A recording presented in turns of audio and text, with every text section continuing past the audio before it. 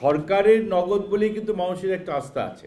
এই জন্য কিন্তু মানুষ আমাদের কাছে আসছে, দিন দিন আসছে, বাড়ছে।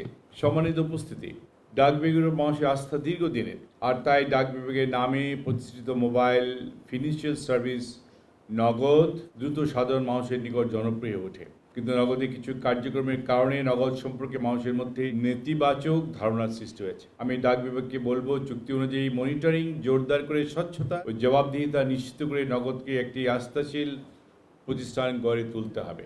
ডাক বিভাগের মতো নগদ কেউ সেবার মনোভাব নিয়ে কাজ করতে হবে। মোবাইল ফিনান্সিয়াল সার্ভিস আস্থা ও নির্ভরশীলতার প্রতীক হয়ে উঠতে হবে। আজকে ডাক বিভাগের সাথে নগদ যে রেভিনিউ শেয়ারিং করছে, ভবিষ্যতে তাদের প্রযুক্তিগত সক্ষমতা, সেবার মানসিকতা, স্বচ্ছতা ও জবাবদিহিতার মাধ্যমে তা বহুগুণে বৃদ্ধি পাবে। আমি ইতিমধ্যে শুনেছি প্রায় 9 কোটি ক্লায়েন্টস। এই 9 কোটি ক্লায়েন্টস অনেক ক্লায়েন্ট, এবং সেখানে বোধহয় 3 কোটি ক্লায়েন্ট শুনেছি ফিক্সড ক্লায়েন্টস রয়ে গেছে আমাদের। এটা একটা হিউজ ব্যাপার। সরকারের নগদ বলেই কিন্তু মানুষের একটা আস্থা আছে। এই জন্য কিন্তু মানুষ আমাদের কাছে আসছে, দিন দিন আসছে, বাড়ছে। যেটিকে যদি আর একটু সফটওয়্যার, পুরনো সফটওয়্যার নাকি রয়ে গেছে, এটা যদি উন্নতি করা যায়, তাহলে বোধহয় নগদের ক্লায়েন্টস আরও বাড়বে। তো আমি সচিব মহোদয়কে বলবো, আপনার এটা চিন্তা ভাবনার উপর ডিজি সাহেব এখানে আছেন, আপনার এটা বসে আমরা দেখি কিভাবে নগদের সার্ভিসটা আরও উন্নয়ন করা যায়। মান্থলি প্রায় 40-45 হাজার কোটি টাকা ট্রানজ্যাকশন হয়।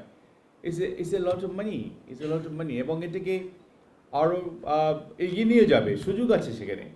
সুতরাং আমাদের কিছু কমিটমেন্ট থাকতে হবে। আমরা যদি আমাদের কমিটমেন্ট রেখে আমাদের আরও ভালো সার্ভিসটা দিই জনগণকে, কারণ জনগণের কিন্তু একটা আস্থা আছে, কারণ জনগণ জানে এটা একটা সরকারের প্রতিষ্ঠান, সরকারের প্রতিষ্ঠানের উপরে কিন্তু জনগণের আস্থা আছে। সুতরাং আমরা যদি সার্ভিসটাকে আরও ভালো করি, আর একটু যদি সফটওয়্যারটিকে আরও উন্নতির দিকে নিয়ে যাই, আরও লেটেস্ট কোনো সফটওয়্যার নিয়ে আসি, নিশ্চয়ই আমরা নগদকে আরও সামনের দিকে এগিয়ে নিয়ে যেতে পারবো। একটু আগে দুইজন বলেছে যে আমাদের ডাক বিভাগকে আরও উন্নয়ন করতে হবে। আমাদের প্রায় 9,000+ ডাকঘর রয়ে গেছে সারা বাংলাদেশে। আমরা কিভাবে এই ডাকঘরগুলিকে আপগ্রেড করব, সেটাও আমরা চিন্তাভাবনা আছে। আমি গ্রামে যেখানে কেউ যেতে পারে না, সেখানে কিন্তু ডাকঘর রয়ে গেছে, এবং এই ডাকঘরগুলিতে যদি আমরা উন্নয়ন করি, তাহলে কিন্তু মানুষের সার্ভিসটা আরও একদম দোরগোড়ায় নিয়ে যাওয়া হলো।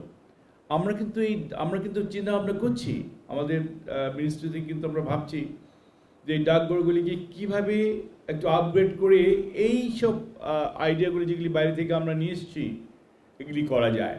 আমাদের আজকে ডাকঘরে যারা চাকরি করেছে রিমোট জায়গায়, তাদেরকে আমরা যে স্যালারিগুলি দিই, আজকালের দিনে সেই স্যালারি দিয়ে চলে না। সুতরাং তাদেরকে আরও এঙ্গেজ করতে হবে। এঙ্গেজ করে যদি আমরা ওই ডাকঘরগুলিকে যদি আর একটু অন্যদিকে নিয়ে যায়, তারা সবাই কিন্তু স্বাবলম্বী হবে, এবং আমাদের এই ডাকঘর বিভাগও উন্নয়নের দিকে যাবে।